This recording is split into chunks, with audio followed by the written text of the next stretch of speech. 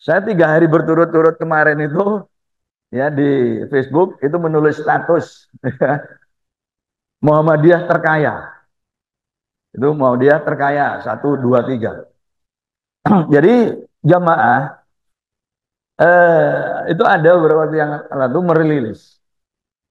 Ternyata Muhammadiyah itu adalah ormas keagamaan terkaya keempat di dunia. Ya, keempat. Tetapi Muhammadiyah itu adalah ormas Islam terkaya di dunia. Jadi empatnya, yang 3 pertama itu bukan Islam, ya bukan Islam. Itu. Dan kemudian sampai 10 gitu ya. Sampai 10 ya cuman Muhammadiyah aja yang Islam. Gitu. Ormas Islam. Dengan kekayaan sekitar 447 triliun lah berapa begitu ya. Nah ini. Tuh. Nah, ketika saya eh, apa upload status itu tidak sedikit yang protes. Ya, wah kaya, tapi banyak guru SD yang masih di bawah standar, masih belum merata.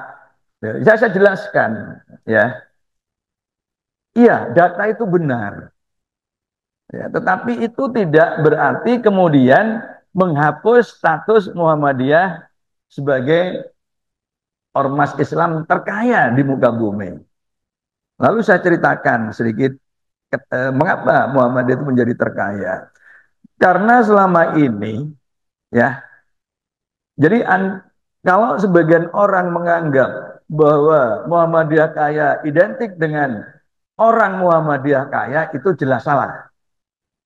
Gitu. Kita lihat pimpinan Muhammadiyah dari pusat hingga di katakanlah ranting, secara umum itu hidupnya bersahaja. Dan itulah yang kemudian membuat orang itu respect, membuat orang itu percaya.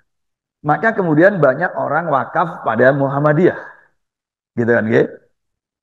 Wakaf lahan, begitu. Nah, biasanya ketika wakaf lahan, wakafnya kosongan, lahan tok maksudnya. Kalau pesen, tolong dibangun lembaga pendidikan. Nah, kan gitu. Nah, ketika membangun lembaga pendidikan kan nggak pakai sulap kan, nggak pakai abrakadabra, ya, nggak pakai teorinya Bandung Bondowoso, ya, tapi golek dana, gitu kan? Itu yang saya maksud kosongan. Wakafnya gak ono duit. Sementara membangun apa sesuai dengan pesan wakifnya itu kan perlu dana. Nah, maka pimpinan ya dari pusat sampai ranting itu kemudian golek dana dan tidak jarang kemudian mengeluarkan dana dari kantongnya dewe kan gitu. Nah, gitu loh ya.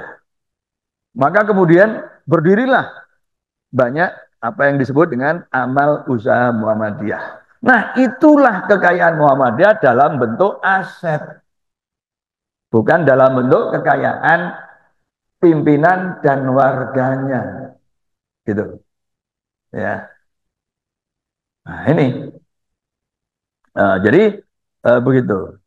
Bahwa belum merata dan juga apa namanya tadi guru-guru tergaji masih di bawah UMR, itu juga bagian dari kepercayaan para guru karena melihat pimpinannya tadi itu bersahaja, gitu loh. Sehingga kemudian rela menjadi guru yang katakanlah honornya itu tidak seberapa. Karena memang persyaratan belum mampu membayar yang memadai, menggaji yang memadai, gitu.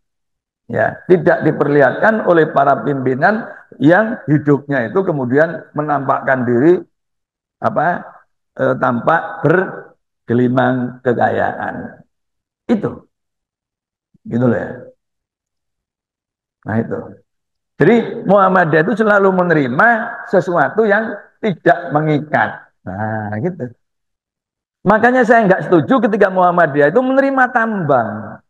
Karena itu mengikat.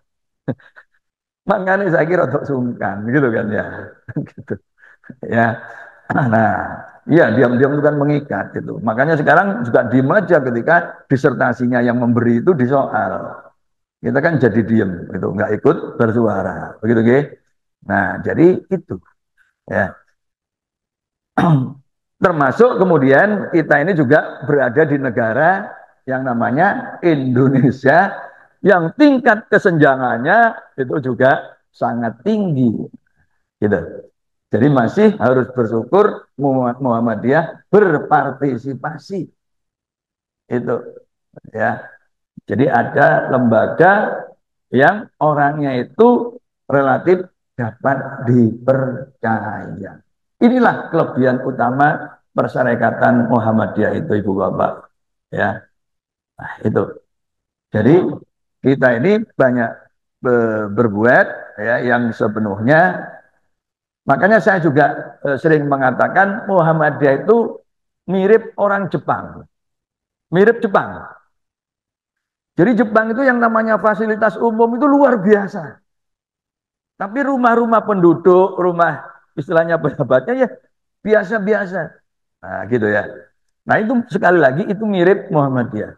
Maka kalau Indonesia yang mau maju sebenarnya harus salah satunya mengandalkan yang terdepan itu adalah Muhammadiyah.